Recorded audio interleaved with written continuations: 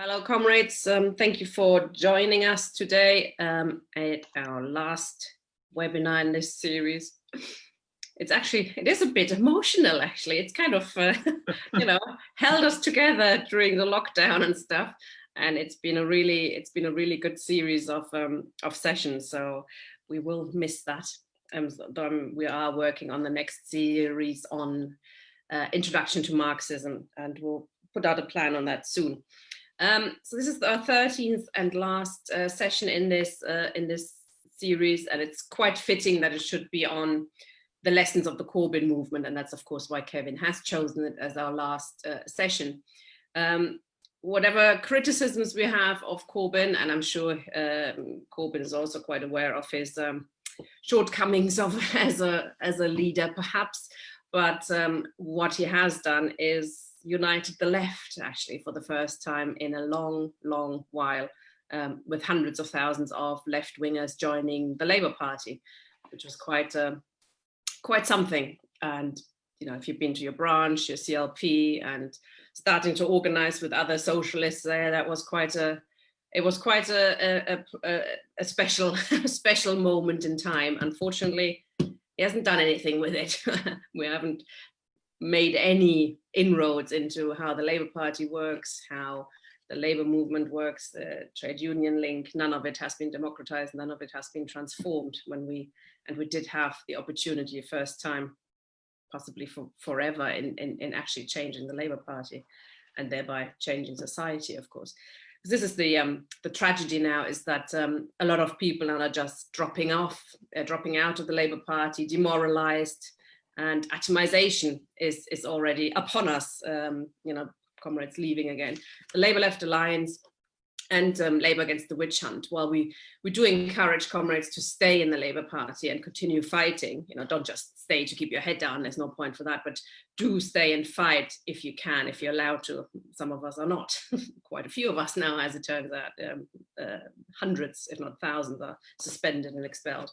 But we do also accept members and supporters who are either expelled or suspended, or who have left the Labour Party because they are, pissed off at what's happening. It's quite understandable. But we do think, and I think, and I think Kevin agrees with that as well, that the Labour Party does remain an important arena of the class struggle, and it's become very visible in the last 5 years. It remains a bourgeois workers' party because of the trade union affiliation, and because it's got two poles, and one pole is always in the ascendancy, the other one in the descendancy. But because of the electoral system as well, it does favor. Well, no, it doesn't favor. It actually prevents smaller groups from really growing to any bigger size, like in other European countries. So in Britain, the left does tend to stay small, turns into sects, etc., which is why the uniting the left in the Labour Party was such an important event, and why we do say, if you can stay, please stay. But as I say, we do accept people from who have left the Labour Party. The session today will no doubt look at the lessons of Corbynism, not in order to pile on, and say what he's done wrong and what we've missed, what opportunities we've missed, and we did miss quite a few. But I think that the point really is to learn from it and to theorize it and to understand what mistakes were made, so that we don't make them again if we ever get a similar chance, which it's going to be a while yet. I think the bourgeoisie, the ruling class, is going to do everything in its power to stop us ever getting so close again to the levels of power or office, more likely. So I've yabbed on long enough. Over to Kevin now, and he says he's not going to speak quite as long as usual, but half an hour you've got to speak. Thank you, Kevin. Okay, thanks, Tina. Actually, I think you've said quite a lot, so I'll. Sorry. I think I'll pack up now. I suppose I'd like to begin with something that you said, Tina, about the nature of this movement. I actually deliberately styled the talk both about the Blair the Corbyn movement, but also the Corbyn moment. And I meant that in the way that some sociologists and others use the idea of moment as a distinct historical period. I know that Starmer has got himself into trouble recently in talking about Black Lives Matter as a moment, but there is certainly the use of that term. And I suppose it was the way that you described this as a very new and unusual situation. And I think what I'd like to do to begin with is just describe how, like many other people in my CLP, I came back into politics after really quite a long way, a long time away from it. And like quite a lot of people, I'd been encouraged and indeed enthused. I think that's not too strong a word to get back to be involved. Not so much by Jeremy Corbyn himself, who I'd remembered as a left-wing MP and indeed as a JLC councillor before that in the 1980s, but actually by the sort of movement that was emerging. And indeed in Liverpool, there were, there is one famous spontaneous demonstration. It was admittedly sort of got together by social media, but about 3,000 people turned out in a relatively short time to demonstrate in favour. This wasn't a meeting, this was just a demonstration in town. Then, of course, the series of meetings in his 2015 leadership election showed that something was going on. And when I started to get back into meetings again and going along to the CLP, I noticed the same phenomenon. My CLP in Wavertree went from a membership, or at least an active membership that had voted for the MP in 2010 of 180, and by about 2016, 2017 was 1,800. So you can see that large numbers of people both joined the party, but more importantly, large numbers came back, and it's that sort of mood that I think we need to look at. When I was looking at how I might discuss this, I thought in a way to look at it as an historian, and that is to really try to do the sort of things that I did with some of the other talks. But of course, my own experience and that of other people kept intruding. But I would like to try and stand back a little bit and try to think about the nature of the movement, both its strengths and its weaknesses, but also what it perhaps tells us about the nature of the Labour Party and about how we, might struggle in it, and indeed, about the future of the fight inside the Labour Party. Tina's quite right that it does remain a site of struggle, and that there is still a substantial number of left-wing members in the party, but she's also quite right that large numbers of them have left. Before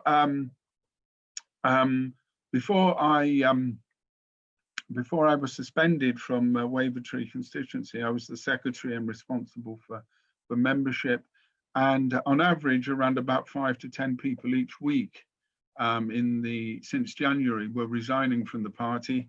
And although I tried to persuade them, that wasn't really working. And I thought that was interesting, and it told us quite a lot, not only about Keir Starmer's victory, but also about, I suppose, some of the perspectives of the comrades who were leaving and the reasons they gave, and perhaps more importantly, where they were going or not going. So I'll come back to that a little later on. One other thing that I'd like perhaps in the discussion to consider is really how we might locate the Corbyn movement and indeed the Corbyn moment, that period in the longer history of the Labour Party. For many of us, it seemed to come out of nowhere. When Jeremy Corbyn stood in 2015, we all know the circumstances of his standing, that he barely had enough people on the nomination paper, and that various people in a rather sporting way who thought there ought to be some sort of contest of some shape or form signed his nomination papers, who were later then to regret it, describing themselves as idiots and so on. In that first election, Corbyn did very well. I mean, we know the figures. He got for nearly 60% of first preference votes, and the campaign was one of great enthusiasm. And I think for many of us who had been on the sidelines for a number of years, particularly in the Blairite period, we began to pick up all the signs. People were starting to go along to meetings, people were talking about it in workplaces, and there was a great deal of enthusiasm. Indeed, I think in this early period, the enthusiasm was, I think, out of all proportion, really, to the actual things that Jeremy Corbyn was saying, and that he had become a symbol, I think, of a rejection of Blairism, a rejection of austerity, a rejection of Labour MPs who voted, for example, to cut benefits, who voted for war. Indeed, he became a figure in which I think a lot of people could, place their hopes. And I think that was both a strength and a weakness. When I saw him speak in Liverpool, for example, he delivered a perfectly good, quite an effective speech. He had a very positive audience. People were really, quite determined to, support him and cheer him on. But the thing that struck me in comparison, say, with left-wing speakers in the past, ones that I'd seen, was that this was less a sort of a positive view, a positive program, and more a set of what we weren't. In other words, it was sort of saying, well, we're not Blair, we're turning our back on this, we're opposed to austerity, but it did not, to me, at that stage, seem to crystallize into anything like a very clear program. Now we know that about the enthusiasm of that campaign, and we're very well aware that the media in particular and the Labour right very quickly launched attacks upon him. But that again seemed almost to be counterproductive. The membership between May 2015 and October 2015 almost doubled. And although the figures seem to be variable in the various sources I've seen, but the party membership was probably well over 550,000 at that point. I think the nature of that movement is interesting, and I was considering, I'd been doing some reading in some 19th century writings by Marx, and I was very interested in the way that Marx often talked about the type of leaders that movements throw up. And what I suppose was interesting is that before Corbyn emerged, there hadn't really been a very strong organized left. Groups like the CLPD, had been battling away for years, LRC and so on. But these groups were all quite small, and in fact were very much confined to putting up left candidates and maybe making some interventions in party conferences. So the movement that arose, I think, really did arose in a sense spontaneously from, to coin the phrase, the grassroots. This wasn't, for example, this wasn't a movement that a leader came in and sort of initiated. So in that sense, it was quite formless, and it included quite a wide spectrum of people in that way. The other two features of both the party membership and I think the movement that into the Labour Party that it reflected was it had two, I think, main elements. There hasn't, as far as I'm aware, been any academic research, which I think often does go on with these things, where surveys are carried out about the nature of party members and attitudes and so on and so forth. But what I think most observers did see was that this movement consisted of, I suppose, two broad currents. The first one, which the media picked up on, particularly with the sort of fan club element, the Jeremy Corbyn chants and so on and so forth, the Glastonbury appearances and so on, was young, and it was amongst younger people, as you might expect in any sort of movement that seems to promise change. But the second group, and I think in some ways the group that was both in terms of my age group and in terms of its politics, had been there before, were older party members, either people who dropped out some time ago or people who've been brought back into activity. So the movement, the other thing that struck me about the the movement, again, from both personal observation, but also from some other things that have emerged since, both talking to comrades in the Labour Left Alliance, is that the movement varied from place to place. So that, for example, in Liverpool, there were a number of comrades who'd been away from politics for 20 plus years who came back in again. But in other areas, the movement was much smaller, it had a very different character.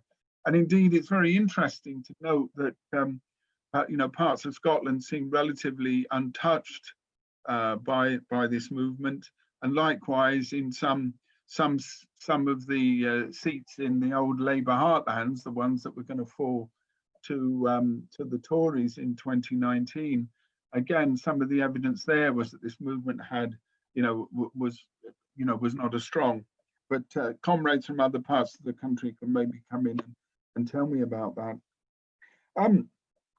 I think the nature of the left and of the nature of left politics and the nature of people who became involved in the party is important, because I think there is, we have to be very honest and say that really from the late 80s, the left, both inside and outside the Labour Party, had been in a process of decline. There'd been a very sharp decline in both left activism. All sorts of left groups, whether they were within the Labour Party or outside, had declined. There'd been splits. There'd been a lot of demoralisation and disillusion. This is paralleled by, for example, with the decline in membership in the trade unions. For example, in the 1990s, the unions had fallen to something like 6-7 million members. And in 1995, I think, only something like a third of workers or a third of employees were actually in unions. The membership had fallen by about a half from its peak in the late 1970s. And of course, in ideological terms, we were being told that for those of us who were on the edges of academia, we were being told that this was the end of history, that capitalism was now dominant, liberal democracy was now dominant, and that there was really no alternative to the Thatcherite consensus. Blair himself made it very clear that he was not going to radically change things. Indeed, he was going to continue with many of the Thatcherite policies. So this so-called capitalist realism, indeed, a sort of argument not only that you couldn't imagine the alternative to capitalism, but you actually couldn't imagine that there could be an alternative to capitalism. So the idea that we could have anything like radical change seemed to have been written off of the agenda. So the left was, I think, in a very weak state, and of course we then have to think of the strength of the right. The right was entrenched. Again, if comrades want to think of what was going on in the party in the last 5 years, just think of the right-wing councillors, just think of the right-wing MPs, think of the right-wing regional officials, think of the way that the party conference has been scaled down. It's improved in recent years, but it had become essentially a rally.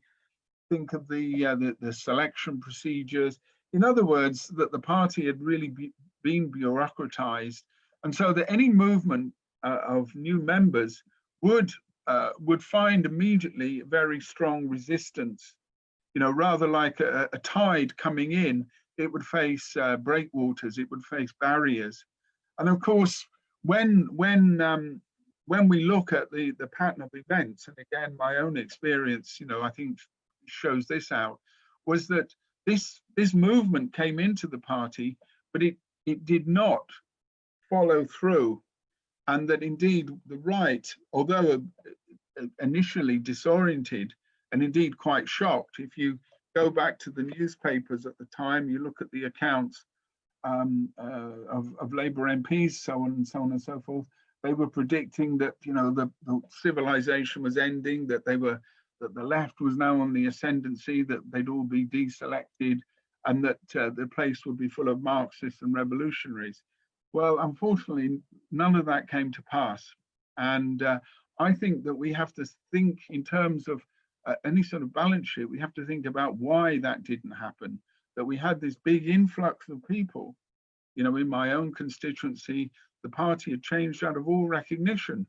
And the old right wing members were swept away. We had new officers, but we had a Blairite MP. And there were attempts, you know, to move against it, to move for a new candidate, to go for trigger ballots, to do all of these things. And why did we not get anything there? Why did that not happen? Well, I think this case study of my own constituency, but others as well, is indicative of a tendency towards appeasement and compromise. In particular, a facet of this movement was its unwillingness in general, and I use the phrase in general, to really follow through, that if it wanted a new type of Labour Party, if it wanted socialists to lead the Labour Party, and it wanted new policies, it was going to have to get new councillors and new MPs. And of course, that's what didn't happen. And I'll come back to some reasons why that didn't follow through. Because I think if we look at who did follow through, we can of course see that it was the right. After a temporary disorientation, particularly you know, in 2015, they came back, and they came back fighting hard.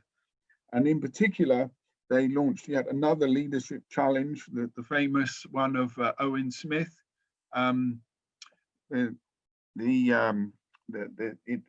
in, you know, the results in September 2016 showed again, you know, overwhelming support for Jeremy Corbyn. Again, 61.8%. He got 313,000 votes. Owen Smith got 193,000. Now, what I think is interesting about those challenges are, of course, the number of votes that Owen Smith received. And I think it's a reminder that although the right were swept out of the leadership, they still had a very dominant role in the PLP. They still had a dominant role in the councils and in the various official bodies. And that 193,000 votes for Owen Smith was clearly not a vote for the left in any way. And I think that we can see there the weakness of our own movement, that we did not follow through on that momentum. We did not follow through in one of the first areas of struggle, which was actually inside the party itself. So issues of democratizing the party, open selections, automatic reselection, you know, comrades coming forward to take over as councillors, following through on, for example, the election of members of executives and of you know, movements of that sort. That problem, I think, is an important one. And from personal experience, I know that leading members of the party, people close to Jeremy Corbyn's team, when people in various constituencies were trying to replace their MPs on the right, they were told to compromise, they were told to pull back. And I think that we have to try and understand why, despite the attacks that were coming from the right, that the official leadership of the left and indeed the party leadership was still clinging to the idea of party unity, still clinging in this way. This, I think, was even more dramatic when we consider the 2017 election and the role of the right in that, their outright sabotage and their you know, their attempts to undermine the campaign. Again, I don't need to remind comrades that that election in 2017 was something of a surprise. Again, an unpleasant shock for the right. Labour got 40% of the vote against the Tories, 42.4. And indeed, the vote that that Jeremy Corbyn got of 12,878,000 was not that far behind Blair's famous landslide, and it was also higher than any of the votes in the elections that followed that. So we can see, I think, the degree of enthusiasm and the potential that was there. And my argument is, certainly in internal terms inside the Labour Party, that the right were allowed to organise, the right were not effectively chased, and we let that opportunity slip by us. And indeed, even in the months after the 2017 election, when the right were organising, particularly the groups who left, formed the Change UK grouping, that there were still people quite actively threatening to undermine the party. Indeed, what would have happened if Corbyn had, for example, won the election in 2017? It's very clear that he would have remained a prisoner of the PLP. I for example, would think that they probably would have ditched him, formed another government, probably with Keir Starmer as a sort of parliamentary Labour Party leader, and that would have fundamentally split the party. The right, I think, would have walked, but they would have done that under their own terms. We, I think, should have really forced that issue, instead of them deciding when they were going to leave. Instead of our MP deciding when she was going to defect, we should have shown them the door a lot earlier. In other words, that the right fought the civil war, we only talked about a war against the right. And that, I think, reflects the nature of the sort of movement that we were all part of. And we were part of this wider movement, but its aims, particularly in fighting the right, were, I think, far from clear. And indeed, the appeasement, the overwhelming idea of party unity, the concessions that were made to the right. I won't have time in this slot to talk about the anti-Semitism question, the witch hunt, and the way that the leadership, for example, stood by when many good comrades were thrown to the wolves. All, I think, in the interests of preserving party unity. And I think that's really been a weakness of the Labour left, that we have not followed through, that the Labour left has not followed through on its programme for democracy. But I think there are other areas as well. And I can see from some of the chat columns that comrades there are talking about electoralism and parliamentarianism. And I think those all really come into it as well. Because the other point, of course, is this, that if a Corbyn government had been elected, not only would Corbyn have been a prisoner of the PLP, he also, I think, would have been a prisoner of his own programme. Now, there have been a number of discussions in the LLA about the nature of that programme, and we all agree, I think, that in comparison with the Blairite period, that it was to the left. But I think we can also agree that as a programme, it was in many senses far from radical. If we look very closely at it, it was not, for example, I think, as left as, say, the Labour Party programme of 1974 in the two elections of that year. In many ways, it was a programme for the management of capitalism. There were some very welcome reforms and so on in it. That's not to deny that. But in terms of challenging capitalism, in terms of really confronting the capitalist system, it still pulled its punches. It was still essentially a left reformist programme. And I think that again shows some of the difficulties about the nature of this movement, and that's its programme and its ideology. It reflects many of the confusions and many of the demoralizations and many of the defeats of the left over the last 30 years or so. And this was, it's still working essentially within a Keynesian framework, still working essentially within the ideas of the management of capitalism. Indeed, it was a program which I think most even of the old right of the Labour Party could have accepted large parts of it. But there's another issue that a Corbyn government would have faced, and that, of course, is it would have been elected, but it would have faced the hostility of the state.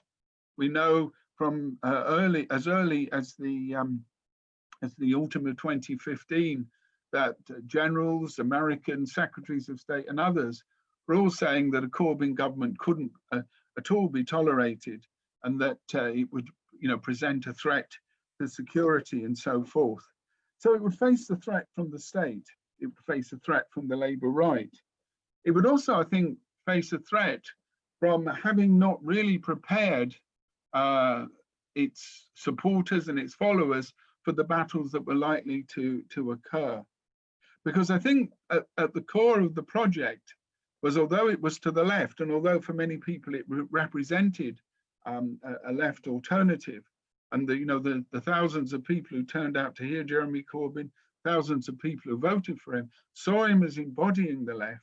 I think that it did not, in terms of the perspective, and in terms of the strategy, and in terms of the tactics in the Labour Party, I think that it had a fundamental incoherence about how that was going to be achieved.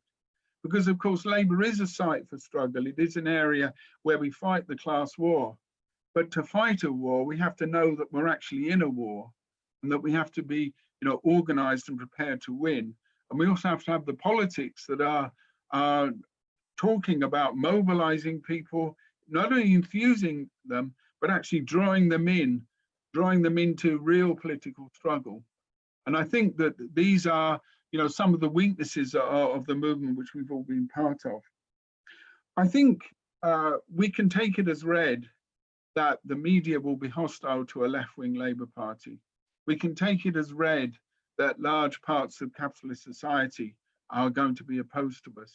But what we have to do, I think, is to mobilize against that, is to fight against that.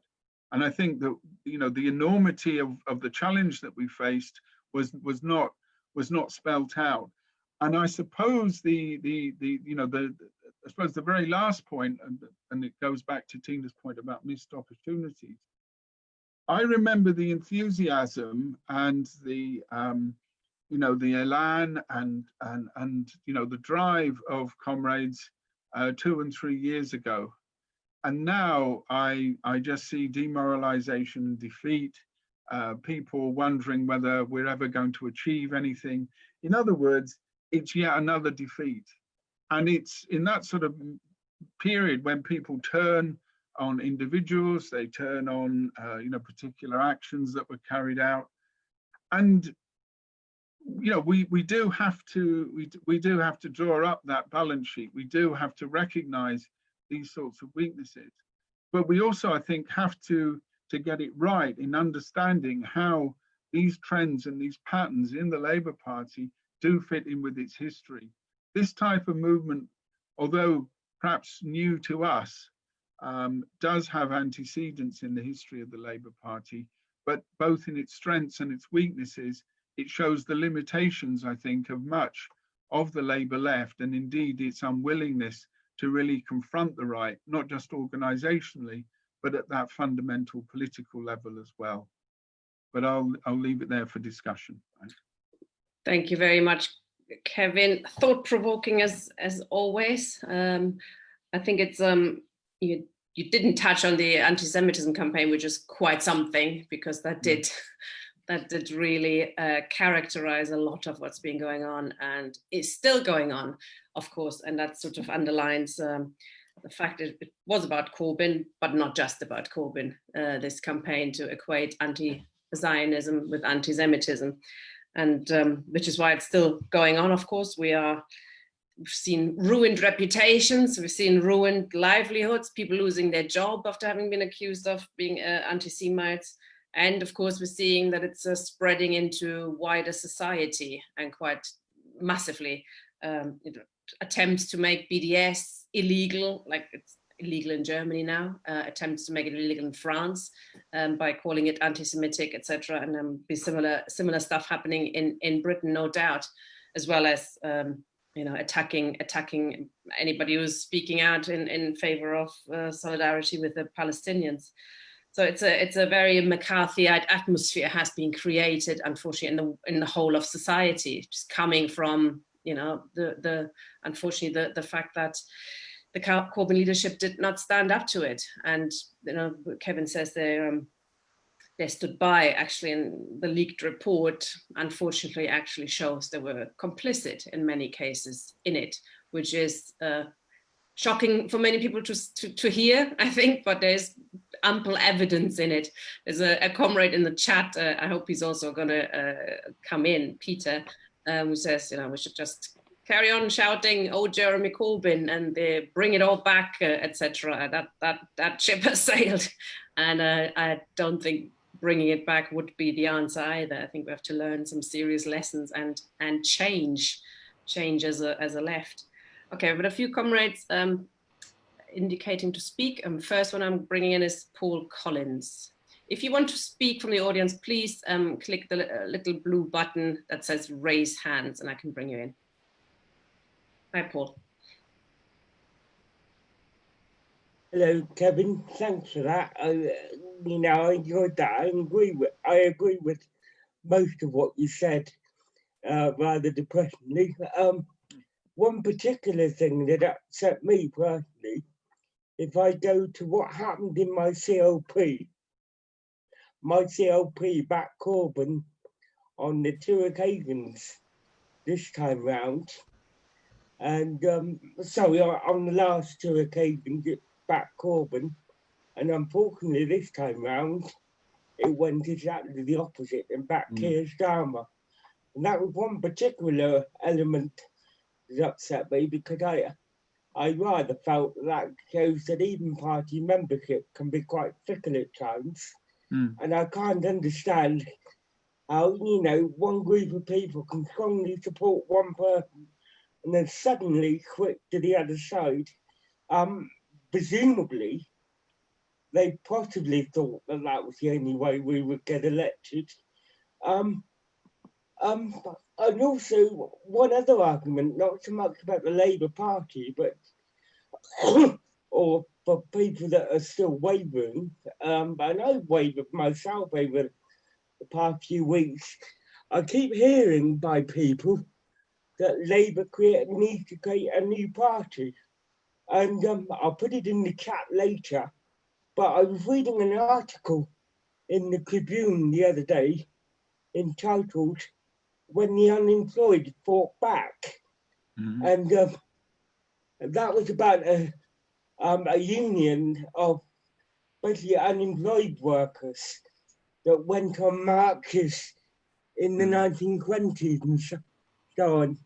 And what struck me rather depressingly about that article is in 1922, there was that general election which the Conservative won, and the only thing Labour managed to achieve, which must have been big at the time, but all they achieved electorally was to finally come second place. So for people that think going away and creating a new party is the answer, I'm afraid there's a lot more to it than that, because there's a whole raft of organisation that you need behind that. And if you don't have those things, I mean, Kevin touched on trade union membership.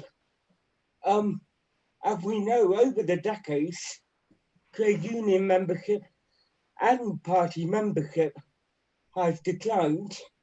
And people say, well, if Jeremy Corbyn created a new party, 40,000 members would join.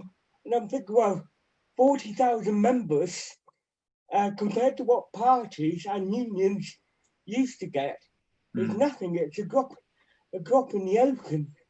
So that's why I'm arguing that people could stay and fight within, even if it means working with others that don't necessarily support the Labour Party, but would call for us to vote for it in a general election.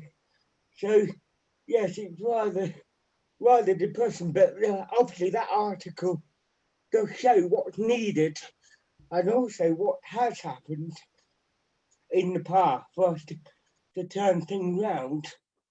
And also, I hope that in the long term, MP reselection will come back on the agenda. And for goodness sake, I hope the left of the party realise that we've really got to get behind it if it comes back on the agenda. We could have done it at the time. Unfortunately, there's a lot of if only we did this. So I'll finish off on saying solidarity with the Wave of Truth 4. And one quote here on the panel. Okay, thank you, Paul. Yeah, quite right. I think we have to think about working inside and outside the Labour Party, and surely the LLA has to make some moves in that direction as well. Hello, Marion, you're next. Hi. I think this has been a really useful discussion, and I think the fight around democratising both the Labour Party and the trade unions is the key one for me. And I learned that lesson in a big way during the campaign to save Clause 4. I was a member of the CWU. I was at Women's TUC, and our delegation got up every opportunity we could to make the point about keeping Clause 4. The following week, we were at Labour Party Women's Conference, and they brought Jeannie Drake, who was then Deputy General Secretary, down, and we were ordered. We were not allowed to speak. We weren't allowed to vote on the clause. We had to sit on our hands. And we obeyed in that way. But every time somebody made a pro keeping the clause, we let everybody know what our delegations we were by clapping and shouting. But the mistake that I made, I think what we should have done as left-wing people there, we should have defied her and then had the debate out, because the policy of our union at conference had been we didn't vote that we were no longer in favour of the clause. The NEC took that decision. So that crystallised for me the fight that we need for democracy. I think what we have to guard against though in this period is not getting too demoralised. Yes, we've all suffered loads of defeats, but there are new openings happening, new opportunities opening up. And I think the pandemic has opened up a lot of people's eyes that they want something different than what we've experienced these months. So what we need to be thinking about is how we organise and how we get the fight back and get people into activity as well. Because I agree with Kevin, the key thing is not just getting people to come and vote for Labour and go to rallies, it's about activating them and turning them into real activists in their communities, in the Labour Party and in their unions, so that we have a programme of action as well, things to be doing. And I think there could be a load of opportunities opening up. And the other big thing that really has made me very, very angry is the fact of how they got away with using anti-Semitism, and the fact that Starmer decided to pay those traitors money, which he shouldn't have been able to do. And I think we have to stand full square and back everybody who's been witch hunted, and we have to stand up, and we have to be prepared to go to court and win in court, because I think we have to have a mass movement as well. And maybe we should start thinking about, when they're having the Labour Party NECs, maybe organising some demonstrations down there and things like that, try and organise. But we need to take the fight into our trade unions as well, because unless we do that, there's trade union people on the NEC, what are they doing half the time? What are they doing? So I think I think we've got to learn the key lessons. And another lesson, I think, Starmer's been pretty quick to change the General Secretary and all the apparatus there. And that's another thing. They were allowed to be still in place and doing their dirty work. So that's another thing we need to do. But we need to make sure we're mobilising people and bringing people into activity. And if you notice, the trade union movement has been growing in this crisis. It's grown massively in certain areas. So I think that's another thing, we need to get people into activity. And I'm quite optimistic, because I think if we organise properly, we can make some changes. And I think we've got to be careful not to become too demoralised, because you won't mobilise people if you're demoralised. Quite right. Thanks, Marion. I should say we've got another 7 people now with their hands up. So if you could keep it to 3 minutes. Kevin, if you want to speak in between, let me know. Okay, just indicate or say something. Next person is Matthew, who's had a haircut. Yeah. Oh yes, we made it to the barbers at the weekend, which is always a good thing. Wonderful. Anyway, I think that the issue with this really is one, the depth of the crisis. I mean, if you look at, the background to this is, of course, the implosion of finance capital in 2007-8, which is, essentially the chief instrument of the capitalist class, and it has not actually fixed this at all. It's actually sitting there, and its only response has been this sort of form of austerity, which is an effort to make the working class pay more, which then, of course, has caused enormous problems for it as well in terms of control of the working class. So you have that. Secondly, it's also the nature of the Labour Party, as a social democratic party. It's quite peculiar to Britain, really. Social democracy in the rest of Europe is essentially disintegrating. In many places, in France, for instance, the PS has now dissolved entirely almost. In Italy, the PSI has gone. In Germany, the SPD is in dire straits. And so the Labour Party is quite exceptional in that sense, but it's peculiar because what you've also got, you see, is that I think for me in this country you have what's been people been looking for a political expression, allied to the fact that actually the left in many cases has had serious opportunities to produce something serious, a force of some sort. I was a branch organiser before I was in the Labour Party. Over the years in which I was out, I was actually branch organiser in the SSP, which imploded itself. It's the craziness of the sort of political expressions of the left have failed serially as well. So really what you have, I think Kevin is right, in terms of you have this a layer of people who've been through this sort of thing and are looking for a political means of expression, and suddenly the Labour Party opens up, so you get all these people go in, and then you have a load of the new people you really want, the new youth. You have quite a lot of those people as well. And okay, the expression is slightly different in Scotland than it is elsewhere. It was very partial here. At the same time, you have a Labour Party which is clearly basically part of the state machine. Really, you look at the PLP, it's incorporated, it's thoroughly incorporated. They're not really traitors. They're openly agents of the bloody enemy. They never served, and most of these people have never had any interest in the workers' movement. They've never served it, don't come from it. They're just nakedly agents of the ruling class. And so when you have Corbyn, who's a sort of leftover, if you like, of the reformists of the 60s and 70s, confronts what is a phalanx of the PLP who are clearly just really with the ruling class directly behind them. Of course he's going to fall over. Of course he's going to buckle. There's no question.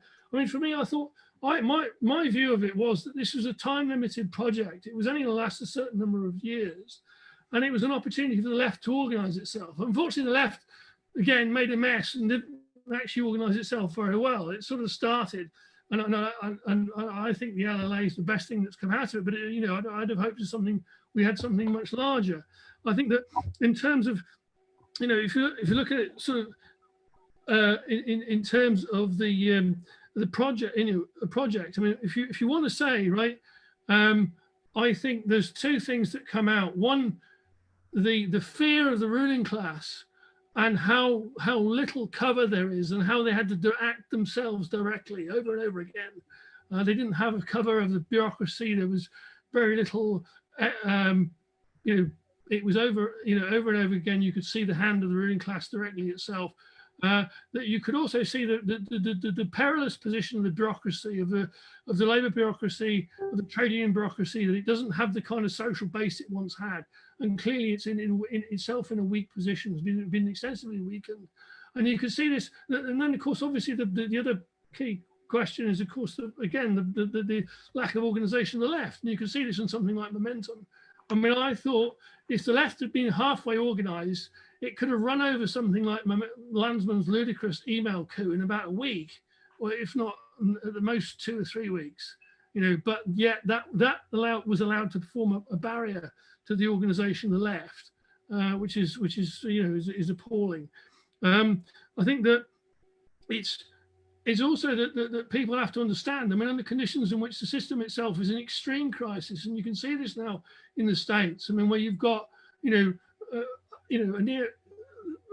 wars on the streets in Portland. I mean, if you watch what's happening in Portland over the last over the last period, I mean, it's caused all kinds of issues in terms of splits between bits of the states and between Trump and so on. Trump himself saying he's not wanting an election in November. You can see that the depth of the crisis that's happening, and the real need is for revolutionary organisation, which is not the Labour Party. It's a revolutionary organisation you need, because you need to take on these forces. You cannot take on these forces with the Labour Party.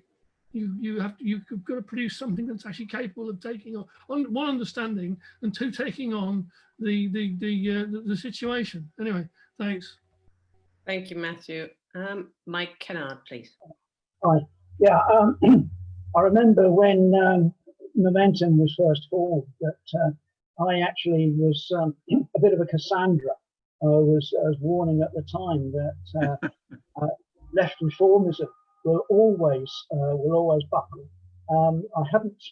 I'm a bit naive myself. I haven't quite understood the role of Landsman in this, and of course, I mean, very successfully, Landsman and his acolytes diverted the left movement and facilitated the destruction of the left with the partial destruction of the left with this the anti-Semitism campaign. But I think that Marion's right that we have to take up the issues. Okay, we are no longer in the ascendant, if we ever were. We have to take up the issues and fight on issues, and we can bring people along with that. If we show that we are the best class fighters, then we will gain support and credibility. So we've had a setback. We are in retreat to a certain extent, but we have to regroup within the party. I mean, at the moment, it's a Margaret Thatcher situation. There is no alternative as far as I'm concerned to the Labour Party, because the Labour Party is the organised party of the British working class. We need to, if we can shake the trade union bureaucracies, then we might be able to get something done about it. Let's not forget it was Corbyn's mate McCluskey that sank open selection at the Labour Party conference. So I mean, we've had a setback. We perhaps misread the situation. Maybe people overestimated the strength of the movement, and underestimated the entrenchment, particularly of the Labour Party bureaucracy. I mean, the combination of the PLP and the party bureaucracy are quite formidable. It is a formidable obstacle to overcome. And the only way we can do that is by mobilising the rank and file And incidentally, the capitulation of Starmer, the paying off of sort of 600 grand, whatever, to the well, I don't want to end up in court. But that's caused tremendous anger in rank and file, as far as I'm aware, certainly around here. That people are angry, and because it's quite well known that the advice was that we would probably win the case. The Labour Party would probably win the case. So I think that they're not unmovable. It does take organisation, but we have to be prepared for a bit of a long slog. However, having said that, of course, the situation globally is quite fluid because capitalism is entering the deepest crisis that it has seen possibly since capitalism began. The GNP is projected to fall by something like 20% in the UK. The banks are currently putting in provision, billions and billions of pounds worth of provision for loans that go bad. So yeah, I'm not going to make any predictions. I just say, as I say, go back to the sort of supporting Mario's point that we have to organise. Let's accept that there's been a setback, but organise for the future. Thanks very much, Mike. Quite important, yes, the economic crisis. I think you're quite right to point that out. It's going to be upon us very soon. Well, it is already for many people, but it will get worse. Problem is, of course, it could carry on for a while yet if there's no subjective force to do away with it. Kevin, do you want to come back, or shall I bring in a few more people? No, I'll just come back briefly, Okay. Tina, just maybe prompt a few more questions. Some good comments as ever, and comrades have certainly picked up on things I left out. A couple of responses, though, particularly to Paul at the beginning about people changing their votes. And I think this phenomenon of CLPs, opting to vote for Starmer or to nominate Starmer that had previously supported Corbyn. I had a few conversations with people, particularly in January, when just in the aftermath of the election defeat, and there were a number of people in my area who had been, Corbyn supporters, and they said they were going to vote for Starmer. And I, remonstrated with them, asked them why, explained what Starmer was like, and they said, oh yeah, we know all of this, yeah, we know what he's like, and so on. But their argument was that, well, if we're going to get a Labour government, we need somebody like Starmer who could, double up as a character actor, as a bank manager or a lawyer or whatever. In other words, a presentable face.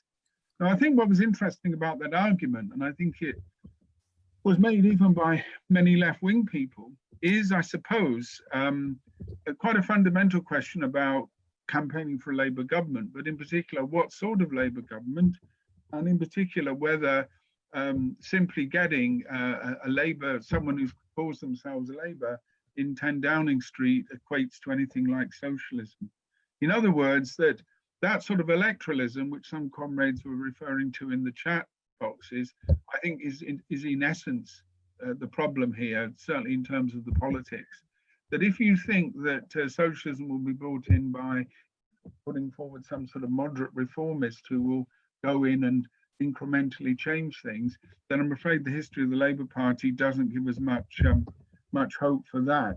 So I think that our definitions of socialism, the nature of socialism, and in particular the idea of self-activity, the working class really becoming a force in its own right, establishing its own rule, that is a very different conception of socialism than getting a presentable figure as prime minister. So I think, Paul, you hit on quite an important point, that it wasn't just that lots of people left the Labour Party, it wasn't people that were demoralised, it wasn't even, I think, that a large number of right-wing Labourites flooded back into the party. I think that many people had, made quite a conscious change. Many people who would have given a degree of support to Jeremy Corbyn, their conceptions of socialism were simply focused on getting a presentable leader in that way.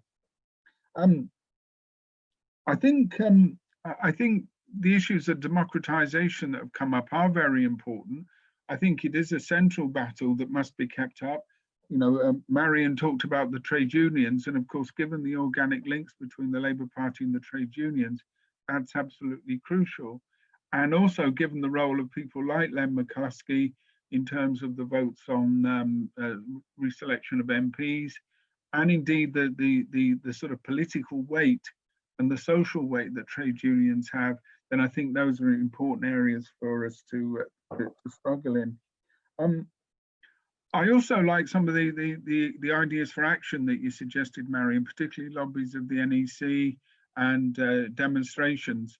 I know that that may be difficult, but I know that comrades in Liverpool, for example, are organising some sort of a small bit of street activity next Friday the 7th, which is partly to say that the left haven't gone away, but also to maybe raise questions, about the role of the right. So that's being called by some of the left groups in Liverpool, including the Labour Left Alliance. So I think those sorts of activities, where we can get them, will alert people that the left hasn't been subdued, and that the fight back is continuing in that way. Both Matthew and Mike, you both referred to the economic crisis, and it was in the back of my mind, and I'm glad that you brought it forward. I think particularly because much of the support that Jeremy Corbyn engendered was, as many people recognised, a sort of reaction to the 2008 crisis, and that will, I think, will be very much the backdrop to politics in the next few years. It's very clear that the current crisis, the current recession, which I think could turn into quite a major depression, the various movements globally show, the nature of capitalist crisis. And, as those of us on the left have argued, this is not just normal boom and slump. This, I think, in many ways is really quite a serious crisis for capitalism. And that means that the Labour Party, and particularly the keeping control of the Labour Party, is absolutely fundamental. Now, Matthew was correct, I think, in looking at the nature of social democracy and its relationship to the state. That members of the PLP, particularly, I think, of the recent right, the sort of Blair period people, are clearly agents of the enemy. I mean, it's not a case that they've sort of been turned. They were on the enemy side when they came into the Labour Party in that way. I think the comments on momentum are interesting. I didn't really touch on momentum. And again, the way that momentum went, I think shows both the strengths and weaknesses of the left currents in the Labour Party. I'm thinking particularly of, its claimed membership. It still claims, I think, a membership of about 40,000, but only about 8,000 or so, maybe 9,000, took part in the recent elections. And again, the strength of the forward momentum candidates, who were clearly opposed to Landsman and clearly wanted to continue the fight in the Labour Party, the strength of them, I think, was important, and shows that there's still a current there. But I think the weakness of momentum wasn't only the organisational manoeuvres and the fact that its much vaunted database was under the control of Landsman, but it also shows the weakness of those of us who wanted to turn an organisation like Momentum into a real fighting organisation, a democratic organisation. Our inability to mobilise, or indeed even to create an organisation like that from Momentum, shows our own weaknesses as well. And so I think that if we're drawing up a balance sheet, we can look at all sorts of external factors, and we know what those are. The issues around Brexit, the role of the right, the media, and so on, the witch hunt, and of course anti-Semitism, which again, you know, is still being used by the right to get control over the party. One last point about where Starmer and the others want to take the party, and perhaps how we should respond to it.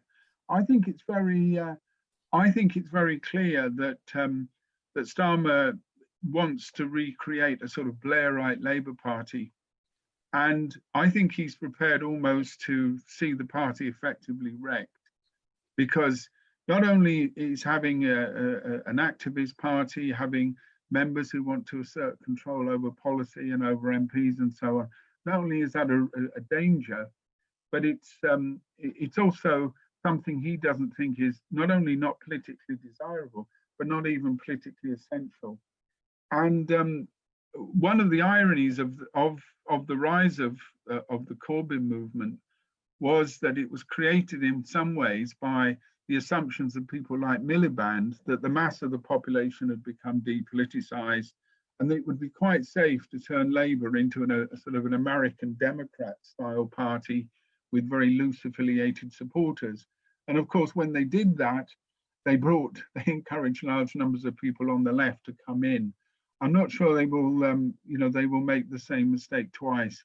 So I think in some ways they will keep what is in effect a political lockdown going for as long as they can, and they will attempt to consolidate power in the hands of leaders who can appeal directly over the heads of the party and the membership to the mass of the electorate through the media. In other words, a sort of an Americanization of politics in that way.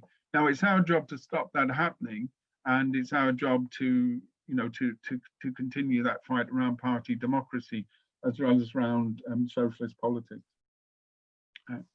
Thanks, Kevin. Next person is Jenny, please. If you could unmute yourself. Hi. I just want to say a little bit about not just how we sort of gather strength from within the party, but that what we need to do outside the party.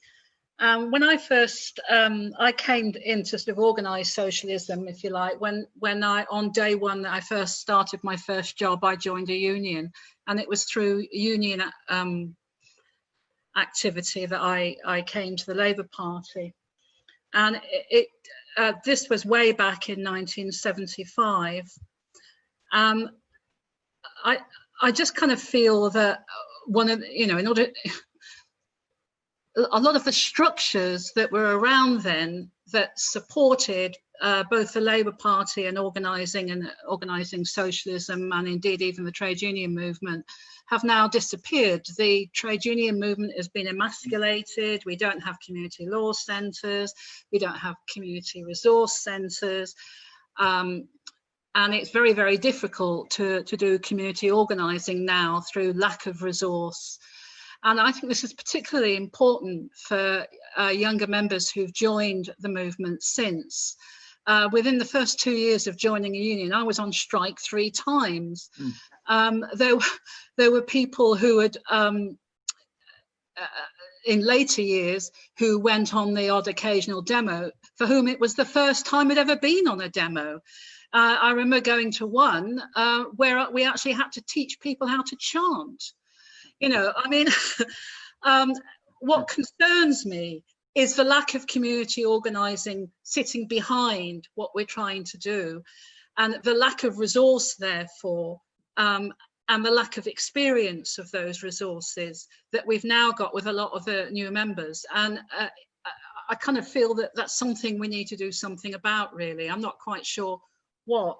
I felt that what went wrong with Momentum, which ended up being so top down as to dismiss local groups and things like that, was just, the nail in the coffin, really. That could have been a resource, if managed properly, to replace some of the structures that have gone AWOL, have gone missing.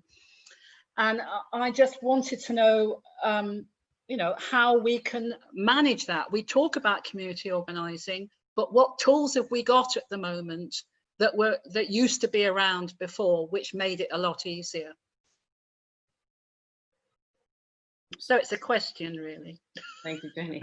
I don't know the answer. I just kind of feel that, you know, I've always, because I've been in my work, I was involved in community development work and stuff like that, and working with small communities. And I've just seen, you know, the wiping out of those structures to actually organize people on the ground, if you like, activism by doing, you know, activism, you know, by example, if you like. And those structures just don't exist anymore. And for those people who didn't experience them in the past, it's very difficult to recreate them or to see how they would work. It's a question of each part being bigger, you know, each little bit being bigger than the sum of its parts, if you like. And how do we sort of mobilize within communities, given the lack of those structures? Thank you, Jenny. Sorry, comrades, can you please stick to 3 minutes now in your contributions? Stan, please. Yeah, unmute myself. Yes, yes. Hello, comrades. Yes, I want to talk about the party question, because people are saying, you know, leave and go to another party, and then they'd say which one, and there's, you know, what on earth should we do? And I think there's a, well, it's a good question, isn't it? But I agree with Matthew that we need a revolutionary party in order to get rid of capitalism and get socialism, and, you know, change the world. And but the trouble is, the revolutionary left that ought to be in that party together is broken up in bits. You sometimes say this is a bit like the Iskra period before the Bolsheviks, before the Russian Social Democrats came together in a party. And that was when there were lots of revolutionary groups, and getting them to coalesce into one party is the important struggle. And that's where we are at the moment. We're in a right mess as far as revolutionary organisation is concerned. And of course, organisation only follows from politics. It's not just that the organisations are all disparate, but the politics of the revolutionary groups are all over the place. So we can't have a shortcut, a quick jump into unity. It's got to be a struggle to get a principled unity around a revolutionary program. But the thing, the joke with this is not an alternative to Labour. It's a question that this revolutionary organisation, or bringing the socialists together and hammering out a joint, you know, a collective program, that can be done within Labour. When the Communist Party, I mean, I spent another lifetime in the official Communist Party, which dissolved itself eventually in 1992. And of course, the reason it shrunk and disappeared in the end was because of its program. And its program was another Labour government, a left Labour government, and then a more left Labour government, and then a more left Labour government, which is really silly, because the opposite is what happens. When you have a Labour government that runs capitalism, it only takes about 6 years or similar to come round to a Tory government, doesn't it? We've had that several times, and madness to try that again. And that's the big lesson of Corbynism, I think, that what we had was your favourite programme, your favourite leader for Labourite reformists, if you like, you know, and then of course disaster. Of course it doesn't work. The state is against it, and they already used all their, you know, lots of resources to smash the Corbyn movement. And it would have been much worse if a government, a Labour government under Corbyn had been elected. Yes, the full force of the state would be used to mess it up. It wouldn't be very difficult for them. We've got a lot of work to do to make the workers' movement conscious and strong, led by a united revolutionary movement instead of a divided one. We can't jump over that barrier. That's what's got to be done first. And the situation with the Communist Party was that it wanted to be in the Labour Party. It was excluded right at the beginning in 1920. And of course, many comrades in the Communist Party stayed in the Labour Party. There were like half of them when it was founded were councillors, in Labour councillors, but actually it took ages to progressively exclude. and we don't want to accept that. So I think that's a major question. Peter Duffield said we aim for a left-wing government. Well, no, we must aim to change the Labour Party. Last point I want to make is that the reason I say there's no contradiction between organising a revolutionary left into a party and the continued existence of Labour is in Labour Party Marxist aims to make Labour into a permanent united front of the working class with all trade unions and all socialist groups in it. That's a Trotsky formulation in the late 1930s, actually. A permanent united front of the working class. Bloody good idea. Okay, thank you, Stan. Okay, Alec, next, please. If you could stick to 2 or 3, 4 minutes, that would be great. Thank you. Yeah, that's fine. I've got to head off to a Unison General Secretary's hostings very, very shortly. Very briefly, the issue with the Corbyn period, it was reformism, which is basically socialism, sort of step by step. And the problem with that particular way of organising is that if the members want to go a little bit quicker than what the step-by-step reformist leaders want to go, then those reformists end up holding the members back. And we saw that very clearly on issues like open selection. The members wanted open selections, the reformists did not, and they literally held us back through conference manoeuvres. Now, the opposite of reformism is ultra-leftism, and that's basically socialism in one leap. And that's kind of, regardless of where members are at, you basically just call for a revolution and revolutionary socialism. And that's a recipe for being totally isolated and cut off from the working class. Proper leadership is about giving a voice through demands and through campaigns and through strategic direction, tactics, to what the members actually want, and that pushes the class struggle forwards. So, for example, back in the day, open selection was a perfect example of what proper leaders should have been putting forward. It was what the members wanted. It would have taken the class struggle forward. It wasn't reformist step by step, and it wasn't ultra left just calling for a revolution, which members weren't up to at that particular point. Now that issue obviously has gone for the time being, but there will be new issues that arise, and the same types of tactics and methods on leadership are going to be needed. And it's not all going to happen in the Labour Party. The big thing that's happening at the moment, I would say, is on NHS pay. People might have seen that the Unite branch of St Thomas's Hospital led a march through central London yesterday on the issue of pay. And those same reformists are going to be trying to hold that movement back. It'll be the same kind of trade union leaders that blocked open selection that will want to keep a lid on this developing movement of NHS workers on the question of pay.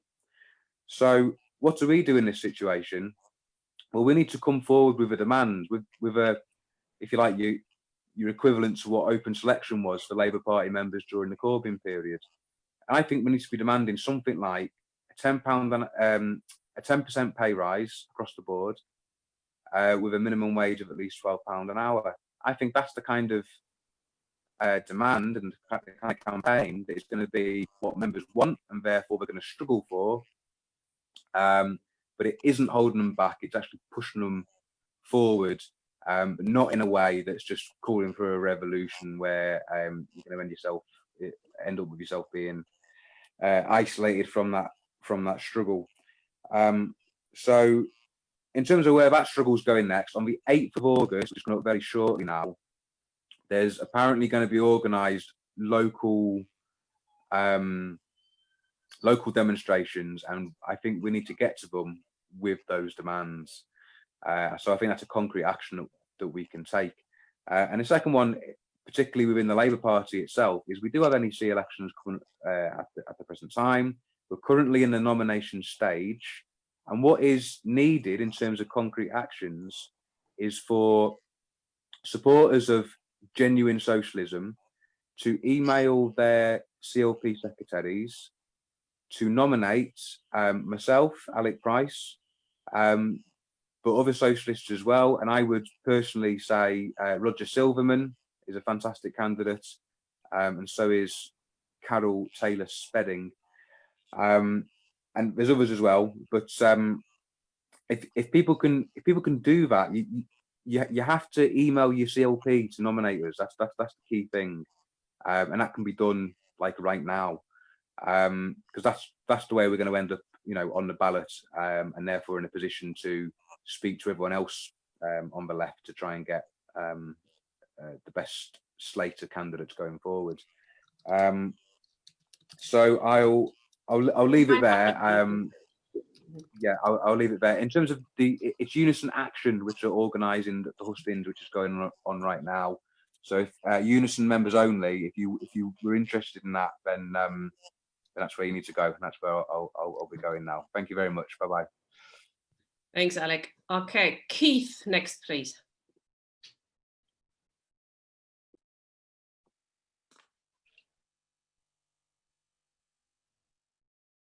Unmute. Can you hear me? Yeah. Can you hear me? Yeah. Right. Yep. Okay. Right. So I've heard a lot about people talking about what to do within the party, but what about those of us who've been expelled by the kangaroo courts? We're out now. So as far as I'm concerned, the Labour Party is a dead duck. I mean, people like Jackie and Mark and Chris, they're all waiting there. So where do we go? Now, someone earlier mentioned an umbrella organization, which I think is a damn good idea, that we start talking to other groups and we open dialogues with them. And of course, those people who are still in the party until they're kicked out will be doing their things inside. But there has to be external campaigning which links over, because without that, we're going to get nowhere. We're not going to achieve socialism with the Labour Party because it just isn't going to be achieved. But we could do something like Link in Germany. If we form this umbrella, we're not always going to agree, but for goodness sake, let's open a dialogue with them. So let's stop join and let's start action. Thank you. Thank you, Keith. Anthony, please.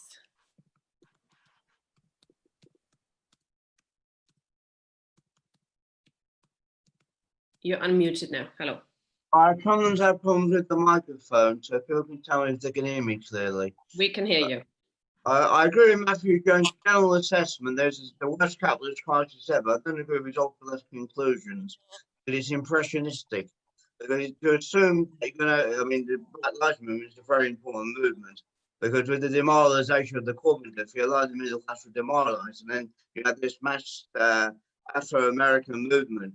I said, I think a few days ago that it could have, when they're protesting at the White House, could lead to a real upheaval, because the middle class are looking to the working class and the oppressed African community that have been humiliated and the Christ have been pauperized for a revolutionary alternative. But they go left before they go right. You saw that in 1997, they looked to the Social Democratic Labour Party. The irony was, New Labour was the most bourgeois faction in the Labour Party. The same thing happened in Italy in a revolutionary situation. In 1920, they voted for the Italian Socialist Party. You had the occupation of the factories, and then what happened was they gave the power back to the capitalists. The fascists immediately grew. The capitalist class got their revenge. And that was the official section. The Social Democrats were the official section of the Third International, and booted them out. I think after the Second World Congress in 1920, so in the occupation of the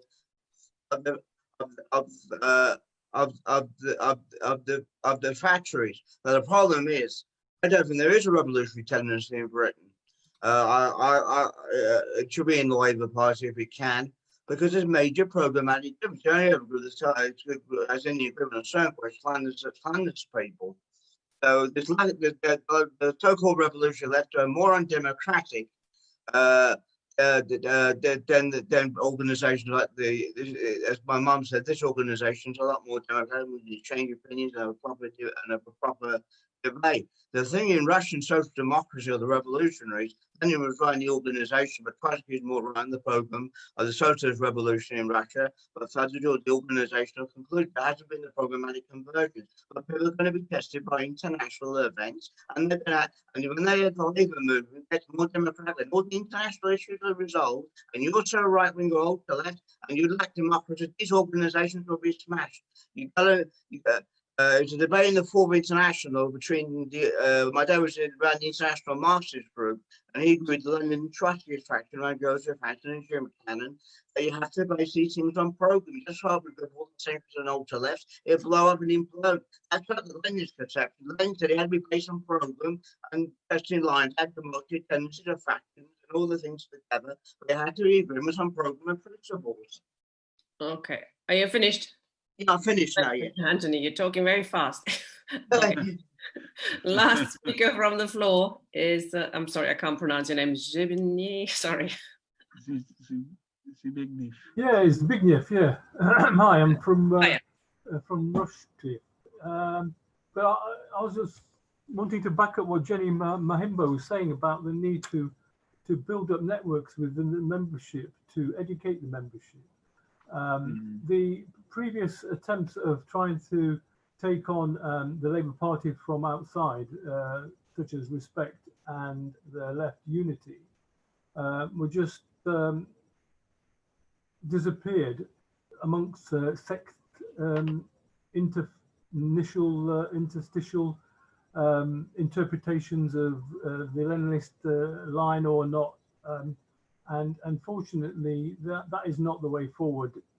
The LLA we've set up here in Nottinghamshire as a branch is what momentum should have been.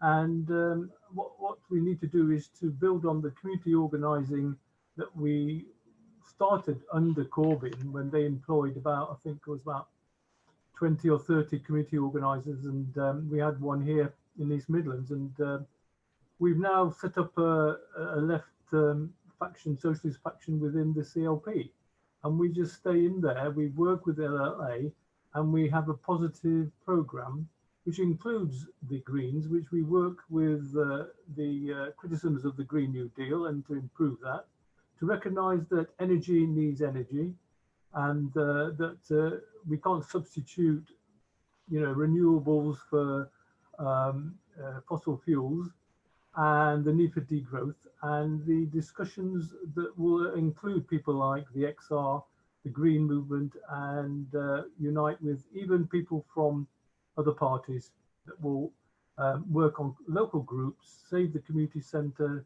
and build community networks, build community campaigns. And that is the way, and it's not going to be easy, but over the next 4 years, that's what we've got to do. So we're ready for the next election. Okay? Thank you, comrade. It's been a lively discussion, as always, at these sessions. Kevin will now address some of the points, no doubt, and sum up beautifully, as he always does. Okay, well, thanks, comrades, for those questions. And I think Jenny's point at the beginning was in many ways the most important one. And it's about what we might call political culture and politics, rebuilding politics, and in some cases, building politics.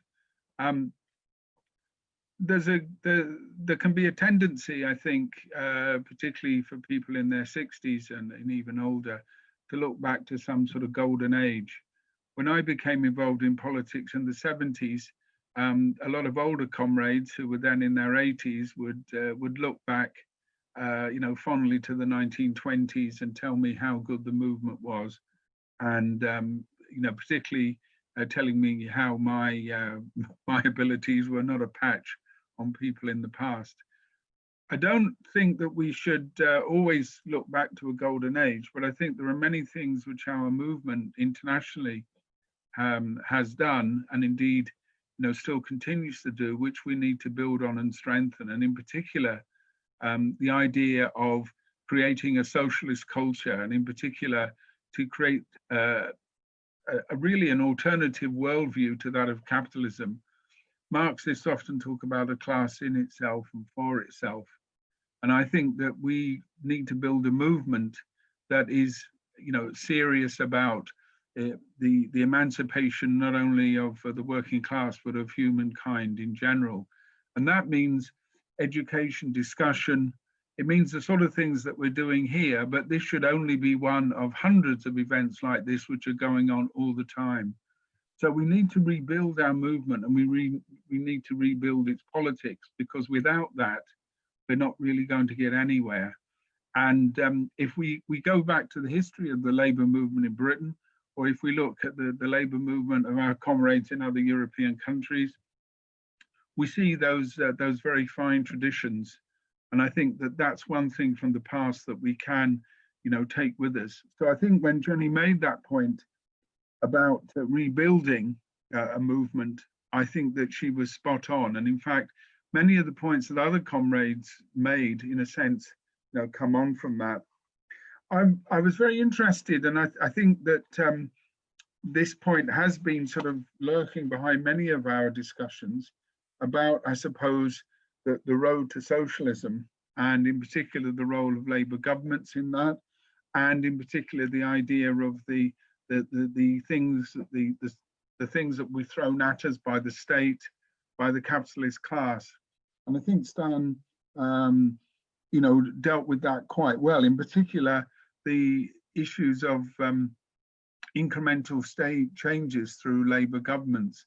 The history of the Labour Party that I've outlined here has been one in which various attempts by the rank and file to create a socialist movement have usually come to naught, and that the Labour governments have very quickly, because of their essentially working within a capitalist framework, have very quickly become not only effectively Tory governments, but indeed have become clearly anti-working class governments. So the idea of the Labour Party as a battleground, as a site for struggle, I think is important, but it's the nature of that struggle. It's not just for democratizing the Labour Party, although that's very important, as comrades have outlined, but it's also a struggle for a revolutionary program, and indeed a type of politics which, as I said, begins with the idea of the emancipation of the working class by the working class itself. So the demands for democracy are much wider demands than in the Labour Party. They're demands for democracy in society, and for a new form of society, not just mere reforms of the present one. And that, I suppose, makes the sort of contributions by other comrades like Alec, quite important. And I think this conversation and this discussion is going to go on, in particular, about the way that we build support for socialism and the relationship of immediate or minimum demands to that of our maximum program. And I hope that in our forthcoming conference that we'll be able to discuss that in terms of what the sort of program of the Labour Left Alliance should be, and the type of politics that we should have. I agree that there are dangers of isolation. I agree that there are dangers of demoralization at the moment. And certainly, if comrades felt that they were wasting their time or they'd failed, then I would understand it. But I think if we put it into context, if we put it into both the historical context and see the Corbyn moment as part of an historical process, to see it in that context, we can see that it was a great opportunity, but we can also see, many of the limitations of that movement. So, we mustn't, I think, get caught up in the enthusiasm of the moment. We mustn't get caught up with the ideas that all we need to do is to stand at a meeting and chant, "Oh, Jeremy Corbyn." or indeed that all we need to do is to vote Labour in an election, or get good fighting MPs. We're talking about building a movement with different conceptions of politics, and indeed to reverse and that run counter to many aspects of the reformist and the pro-capitalist traditions in our movement, both in the party and in the trade unions. Just in conclusion, Keith and Anthony both, I suppose, raised different questions about the nature of the Labour Party. And I can understand, Keith, your view about the Labour Party being a dead duck. It may well be a dead duck for me in a matter of months or even longer. I'm suspended, so I'm in that sort of state of being an unperson. But I think that it still is a focus for politics. There are still good people in it. And as Stan said, it is still a battleground for struggle, our struggle for, to transform it into a united front of workers' organisations. That still really should be a central demand. For comrades like Keith, you can still be a member of the LLA, Keith, you can still get involved. And indeed, I would hope that LLA groups, throughout the country have comrades who are no longer in the party, but are still active in developing socialist politics. Indeed, I'd say in many areas, probably a majority of comrades in local LLA groups are probably now expelled or suspended. And that should be a focus of our activity in that way. Zbigniew, you said right at the end there about the importance of education and of in a sense, building roots. And I think that's what I want to just sort of end with. I think the history of the Labour Party, the history of the Labour movement has been one not of steady, uninterrupted progress that many of its reformist leaders would like to portray. Their narrative of social democracy is the steady onward march of Labour, and they see almost this steady, even pace, and in which the current Labour leadership are the natural inheritors of the past. Well, Keir Starmer is the inheritor of the past, but is the inheritor of all the worst traditions of the pro-capitalist elements in the British Labour movement. And we, I hope, are the inheritors of the best traditions of the class fighters and of the socialists in that movement. And many of the comrades who've come to take part in both this discussion and in the previous discussions have had a lot of experience in the movement and have made very important contributions. But the important point about history is both to understand it and to learn from it, but more importantly, to ensure that we use it as a guide for action, both for action in building an effective opposition, a left opposition in the Labour Party, but also to building an effective revolutionary opposition, one that really will begin the process of transforming society and beginning that process of breaking with capitalism and creating the rule of the working class. Anyway, thank you, comrades. Thank you very much, Kevin. Much appreciated. And as Mark said, the reason to understand and learn history is to change it, isn't it? And that's what we're trying to do. That's what we've been trying to do with this series. I was going to just touch on a couple of things. Alec mentioned the NEC elections coming up. The Labour Left Alliance is actively involved in trying to change the culture of the Labour Left by organising a democratic and transparent ballot of left-wing NEC candidates. We've had a very good hustings last week. I've put the video in the chat of left-wing candidates, so we actually know who's standing and what platform they're standing on, and it is hugely important. We have a political platform on the LLA that we think NEC candidates should fight for, which includes commitment to fight for socialism, a commitment to try to overturn the IRA definition, the Labour Party's commitment to the IRA definition of misdefinition of anti-Semitism, a commitment to campaign against the implementation of the Board of Deputies 10 pledges, etc., etc., open selection, things like that. So it's a quite important way to politicize what we think is the a lack of candidates being chosen, left-wing candidates being chosen in any coherent, transparent or political way. That doesn't mean we don't think the 6 candidates chosen by the center-left grassroots alliance are not supportable, and we will include them in our ballot, even though they did not reply to our questions or to our invitation to our hustings. But it's very important. I think we are trying to change the culture of the Labour left, and this is an active intervention in trying to democratize things like that and politicize them, of course, as well. Same with our education program. We have a number of model motions on our website. If comrades could have a go and look, for example, on the there's a threat to more settlements with witch hunters who are suing the party, and our model motion and statement on that basically says, don't do it, and we condemn such moves with, you know, paying off people who've been some of whom have clearly been shown to sabotage the Labour Party. Why on earth would you settle with them? And I've put it in the chat a few times. There's a Labour Left Alliance conference coming up, August 22nd, 23rd. It's a delegate conference, so you need to attend pre-conference meetings. They are on our website. They're listed in the events section. There is one coming up for people who are not in local groups. So you can become a delegate and put forward motions, etc. that way.